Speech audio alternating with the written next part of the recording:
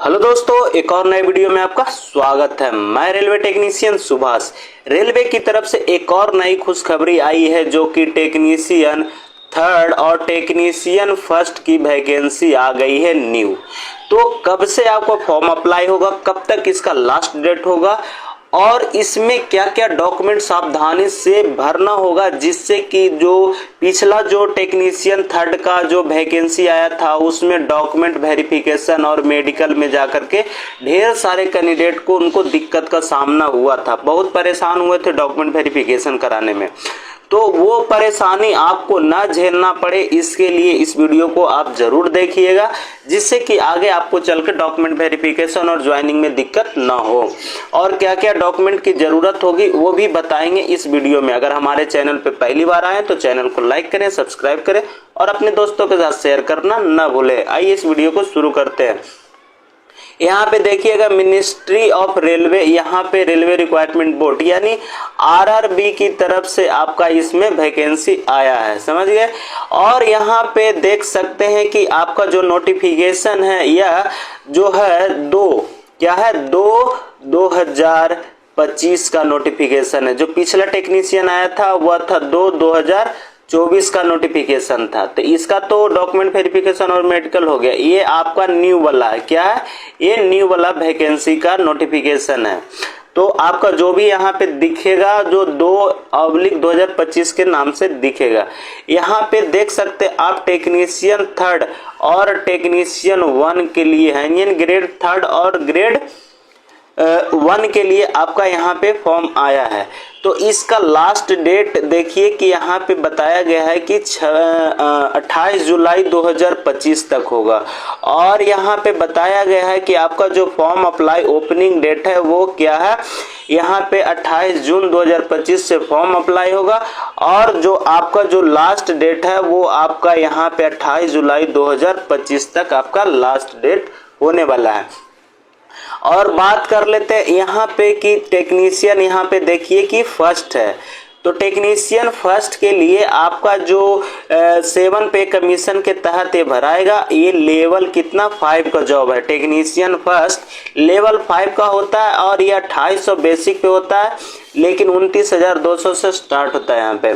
यानी इनका मिनिमम जो होता है कितना होता है 29,200। और टेक्नीशियन थर्ड है वो लेवल 2 का जॉब होता है और यहाँ पे 19,900 से इनका बेसिक स्टार्ट होता है, समझ गए। और यहाँ पे मेडिकल स्टैंडर्ड यहाँ पे बता दिया गया है। आप लोग जितने भी कैंडिडेट फॉर्म भरते हैं वो ध्यान अपना एक बार मेडिकल स्टैंडर्ड यानी आंख आप चेक करा लीजिएगा, जिससे कि मेडिकल स्टैंडर्ड पता चल जाए कि आप किस कैटेगरी में आप आते हैं मेडिकल स्टैंडर्ड में। तो टेक्नीशियन फर्स्ट के लिए B1 मांगा गया। और बाकी आपको जो भी टेक्नीशियन थर्ड में यहाँ पे आपको B1 से लेकर के C1 की पोस्ट होती है। जितने भी वर्कशॉप की पोस्ट होती है वो C1 की पोस्ट होती है। और जितने भी ओपन लाइन, क्या होता है ओपन लाइन यानी बाहर की वर्कशॉप को छोड़ करके शेड हो गया और वगैरह, ये सब शेड जितने भी वर्कशॉप होता है उसको छोड़ देते हैं। तो सारा होता है जो B1 के लिए ही मेडिकल स्टैंडर्ड मांगा जाता है ओपन लाइन के लिए, चाहे स्टेशन पे हो चाहे ट्रैक पे हो, जितने भी होते हैं सब B1 मेडिकल स्टैंडर्ड मांगा जाता है। तो आप पोस्ट प्रेफरेंस उसी अनुसार आप भरिएगा जो कि आपका मेडिकल स्टैंडर्ड होगा। फर्स्ट प्रेफरेंस में उसी आधार पे आप रखिएगा। और यहाँ पे एज देखिए कि बोला गया है 1/7/2025। तो टेक्नीशियन ग्रेड 1 के लिए एज रखा गया 18 से 33 वर्ष के लिए और थर्ड के लिए रखा गया 18 से 30 वर्ष। और यहाँ पे देख सकते हैं कि टेक्नीशियन 1 के लिए मात्र पोस्ट 180 है, यानी टेक्नीशियन फर्स्ट के लिए 180 पोस्ट है और टेक्नीशियन थर्ड के लिए आपको यहाँ पे देख सकते हैं 6000 पोस्ट है। यहाँ पे देख सकते हैं 6000, यानी टोटल वैकेंसी अभी कितना आया है 6180 पोस्ट है। ये पोस्ट अभी और आगे जाके बढ़ने की उम्मीद है ना। ये पोस्ट आगे जाकर के बढ़ेगा ही, अभी बढ़ेगा क्योंकि अभी चुनाव का माहौल आने वाला है। तो आपको करीब यह 10,000 प्लस, कितना 10,000 प्लस वैकेंसी देखने को आगे मिल सकता है, समझ गए। और बाकी यहाँ पे बोला गया है कि आप अपना आधार कार्ड के जो भी एड्रेस वगैरह है वो अपना अपडेट करा लें, क्योंकि ढेर सारे कैंडिडेट का जो डॉक्यूमेंट वेरिफिकेशन पिछली बार हुआ था उसमें किसी किसी का एड्रेस नहीं था, कहीं रहते थे और डॉक्यूमेंट में कुछ और एड्रेस था, आधार कार्ड में कुछ और एड्रेस था। तो आप लोग अपना आधार का अपडेट करा लें फॉर्म भरने से पहले। और जो भी है यहाँ पे जो ओबीसी से आते हैं तो ओबीसी आप बनवा लें, और जितने भी कास्ट से आते हैं, चाहे एससी एसटी से आते हों, चाहे ईडब्ल्यूएस से आते हैं, तो आप नया वाला बना करके ही डालें, जिससे कि आपको आगे चल के दिक्कत की सामना ना करना पड़े डॉक्यूमेंट वेरिफिकेशन और ज्वाइनिंग के टाइम पे। समझ गए। और जितने भी, और बात ये हो गया कि आईटीआई में जो डॉक्यूमेंट वेरिफिकेशन हो रहा था वो पासिंग डेट अलग होता है और प्रिंट डेट अलग होता है आपके मार्कशीट पे और सर्टिफिकेट पे।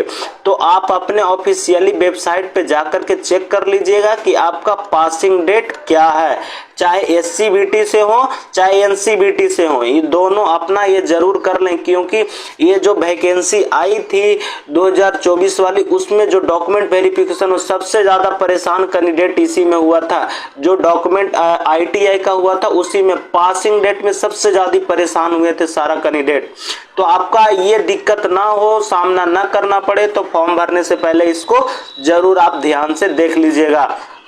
और बात कर ले तो सबसे एक और दिक्कत हुआ था ईडब्ल्यूएस को लेकर के।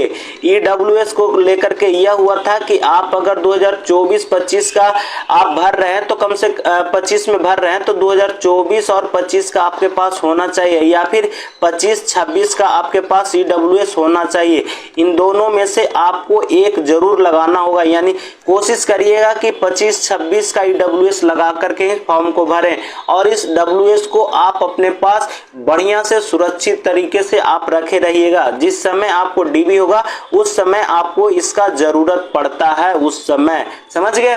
तो ये छोटी छोटी बातें हैं, इस पे ध्यान रखिएगा। और एक बात बता दें कि इसमें जो आप फोटो डालिएगा वो आपका 1 मंथ का अंदर का ही होना चाहिए। समझ गए।